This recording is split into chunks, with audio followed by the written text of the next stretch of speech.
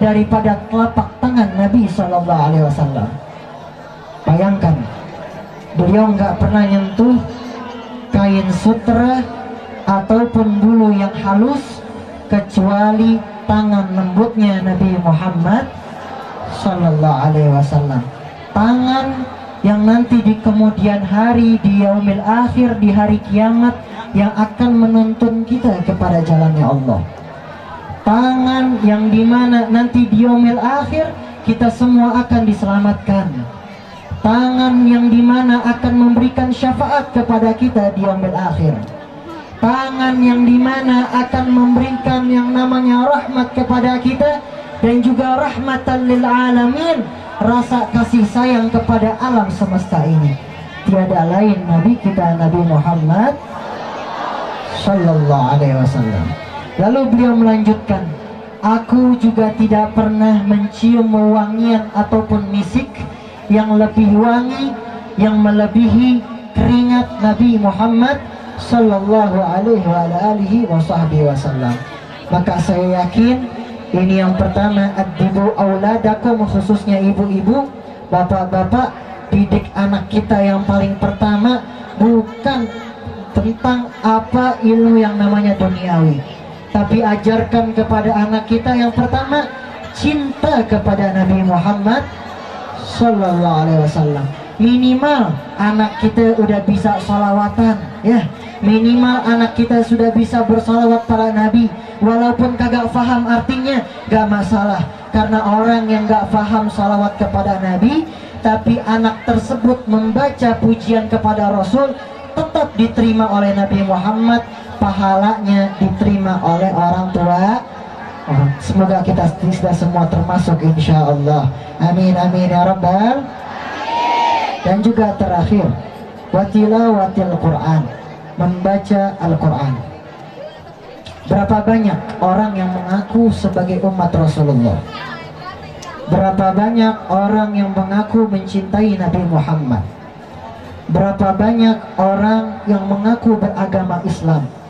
Bahkan ia sudah punya KTP, tulisannya Islam, tapi sampai besar ia nggak pernah yang namanya bisa baca Al-Quran. Udah akil baligh, tapi dia nggak bisa baca Al-Quran. Bahkan oleh orang tuanya nggak pernah diajak ke tempat-tempat guru pengajian, nggak pernah yang namanya diajak untuk belajar ngaji membaca Al-Quran. Dan ini semua sudah terjadi di akhir zaman, yang hari ini kita semua datang, yang dimana hari ini kita semua merasakan akhir zaman, dimana orang banyak mengaku beragama Islam, tapi sesungguhnya batin dia tidak menunjukkan keislamannya. Bahkan Masya Allah, berapa banyak orang yang zahirnya takwa kepada Allah, melaksanakan ibadah kepada Allah, tapi hatinya masih suka dengki sama orang, hatinya masih suka ngomongin orang, hatinya masih gak suka dan juga gak bersyukur atas apa yang Allah berikan kepadanya. Berapa banyak orang yang merasakan ini, dan berapa banyak orang yang sudah melakukan ini, karena ini di akhir zaman. Maka ketika kita mengaku sebagai umat Rasul Sallallahu Alaihi Wasallam, jangan sampai kita nistakan itu semua. Jangan kita nodai nama Islam, jangan kita nodai nama umat Nabi Muhammad Sallallahu Alaihi Wasallam dengan maksiatnya kita, dengan perbuatan-perbuatan buruknya kita. Rasul Sallallahu Alaihi Wasallam sudah menjelaskan, sebaik-baiknya di antara kalian orang yang bertakwa kepada Allah. Bahkan Allah Subhanahu wa taala dalam ayatnya, inna akramakum indallahi atqakum, orang yang paling mulia, tinggi derajatnya di sisi Allah tiada lain orang yang bertakwa, menjalankan perintah Allah, menjauhi larangannya.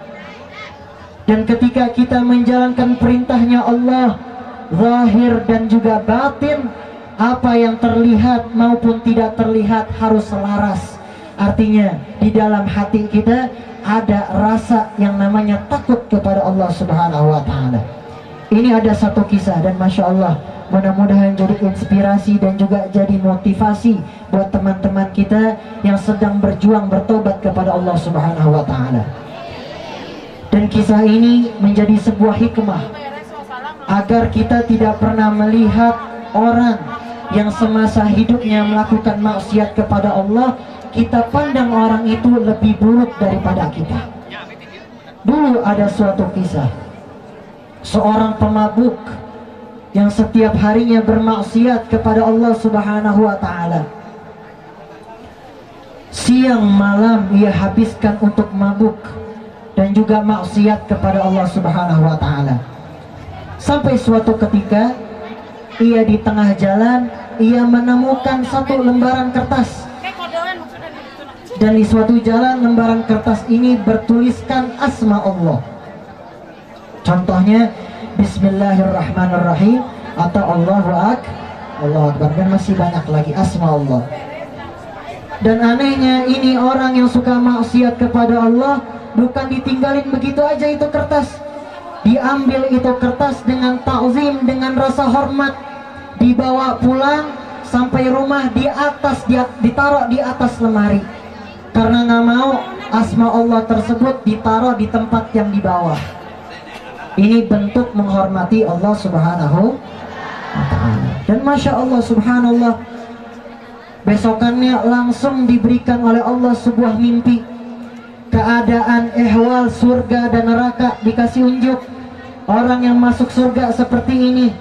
Orang yang masuk surga, orang yang banyak amalannya, yang selama hidupnya melakukan ibadah kepada Allah. Lalu dikasih unjuk juga orang yang sering maksiat di dunia masuk di neraka seperti ini, bermacam-macam neraka. Ada yang namanya neraka jahanam, ada yang namanya neraka hutamah, ada yang namanya neraka, dan seterusnya. Maka pada saat pemaksiat ini bangun, ia langsung bertobat kepada Allah Subhanahu wa Ta'ala, sholat kepada Allah Subhanahu wa Ta'ala, dan ternyata tobat ia diterima oleh Allah Subhanahu wa Ta'ala. Dan siapa sangka Allah angkat ia menjadi salah satu waliyum min awliyaillahi salihin, seorang wali besar yang namanya dikenang sampai sekarang. Nama beliau adalah Asy-Syaikh Al-Khufi, seorang guru yang takut kepada Allah Subhanahu wa Ta'ala, yang setiap harinya bertobat kepada Allah Subhanahu wa Ta'ala, dan setiap harinya ia memohon ampun kepada Allah Subhanahu wa Ta'ala. Ini mudah-mudahan jadi motivasi buat teman-teman kita yang belum Allah berikan hidayah. Semoga Allah Subhanahu wa Ta'ala berikan hidayah kepada mereka, dan juga berjuang untuk bertobat kepada Allah Subhanahu wa Ta'ala. Dan juga ingat, Allah Subhanahu wa Ta'ala berfirman,